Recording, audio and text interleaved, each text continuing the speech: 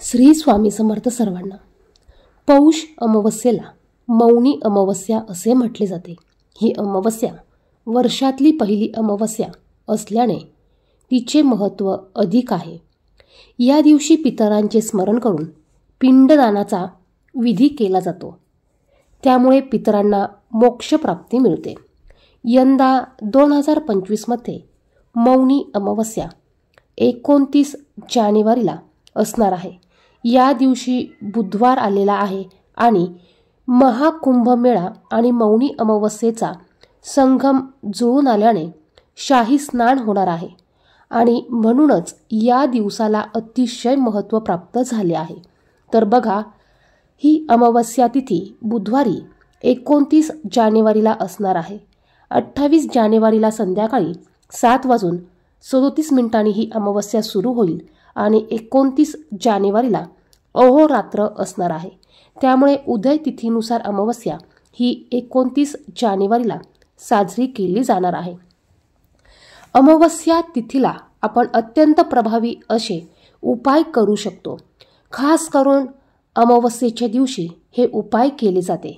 जर का तुम्हाला प्रखर पितृदोष असेल, मुलं ऐकत नसेल, घरात भांडणं होत असतील, कोणाचे लग्न विवाह जुळून येत नसेल किंवा आणखीन काही समस्या असतील, तर ह्या समस्या आपल्याला पितृदोषामुळे देखील असू शकतात. आणि जर का आपल्याला पितृदोष असेल तर आपण अमावस्येच्या दिवशी काही उपाय करून आपले पितृदोष हे 100% कमी करू शकतो. अमावस्या तिथी ही खास करून पितरांना समर्पित आहे.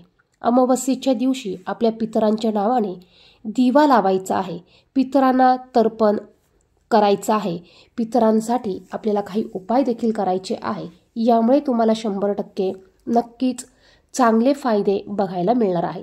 आणि म्हणूनच आपण मौनी म्हणजेच पौष अमावस्येला पितृदोष दूर करण्यासाठी, घराची, मुलांची, पतीची प्रगती होण्यासाठी आपल्याला कुत्र्याला ही एक वस्तू खाऊ घालायची आहे.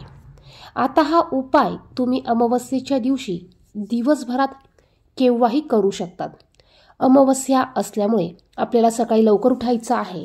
अंघोळीच्या पाण्यामध्ये तुम्हाला न विसरता थोडंसं गंगाजल नसेल तर थोडंसं तुम्हाला गोमतीर पाणी टाकायचं आहे आणि ह्या पाण्याने तुम्हाला अंघोळ करायची आहे. बघा, तुम्ही बाकीच्या कोणत्याही वस्तू जरी नाही टाकल्या तरी चालेल, तुम्हाला आवर्जून गोमतीर किंवा गंगाजल टाकून त्या पाण्याने अंघोळ करायची आहे. पौष अमावस्येला स्नान आणि दानाचे अतिशय महत्त्व सांगण्यात आले आहे.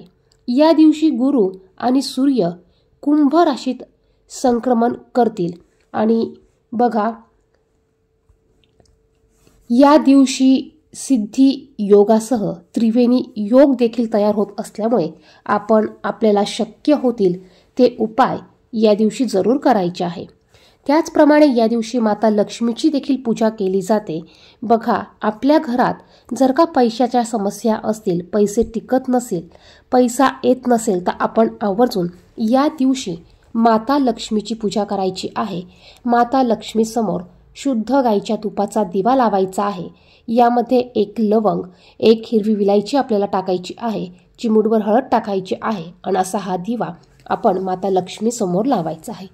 त्यानंतर माता लक्ष्मीच्या सेवा देखील आपण या दिवशी करायची आहे. तर बघा, आपल्याला या दिवशी कुत्र्याला कोणती वस्तू खायला घालायची आहे. तुम्ही जर का चॅनेलवर नवीन असाल तर असेच माहितीचे व्हिडिओ बघण्यासाठी चॅनेलला सबस्क्राईब करा, बाजूच्या बेल आयकॉनला प्रेस करा आणि कमेंट बॉक्समध्ये श्री स्वामी समर्थ लिहायला विसरू नका. तर बघा, आपण ज्या वेळेस चपाती करणार आहोत त्यातली 1 चपाती आपल्याला घ्यायची आहे. तुम्ही पहिली चपाती जरी घेतली तरी चालेल. ह्या चपातीला या दिवशी थोडंसं मोहरीचं तेल लावायचं आहे आणि यावर एक आपल्याला गुळाचा खडा ठेवायचा आहे. आता ही चपाती आपल्याला काळ्या कुत्र्याला खाऊ घालायची आहे. बघा, या दिवशी काळ्या कुत्र्याला ही चपाती खाऊ घालण्याला अतिशय महत्त्व आहे. यामुळे आपले पितृदोष नष्ट होण्यास मदत होते.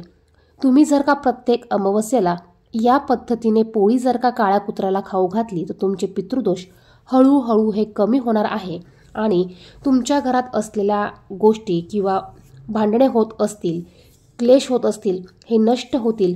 पैशाच्या जर का समस्या असतील तर हळूहळू त्या सुटायला लागतील.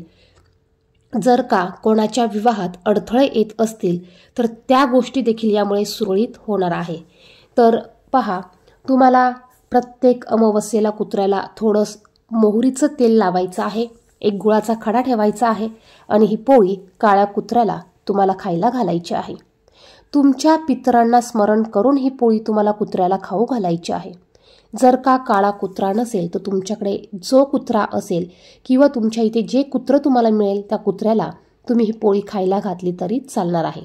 बघा, अमावस्येच्या दिवशी आपले पितर हे पृथ्वीवर येत असतात आणि ते कोणत्या ना कोणत्या जीवाच्या रूपात येत असतात. कावळ्याच्या, गायीच्या, त्याचप्रमाणे कुत्र्याच्या रूपात ते येत असतात. आणि म्हणूनच आपल्याला अमावस्येच्या दिवशी कुत्र्याला, कावळ्याला देखील आपल्याला घास खायला ठेवायचा असतो, गाईला देखील आपल्याला पोळी खायला घालायची असते आणि त्याचप्रमाणे कुत्र्याला देखील आपल्याला या पद्धतीने पोळी खायला घालायची आहे. त्यानंतर आपल्याला संध्याकाळी घरामध्ये एक दिवा घ्यायचा आहे.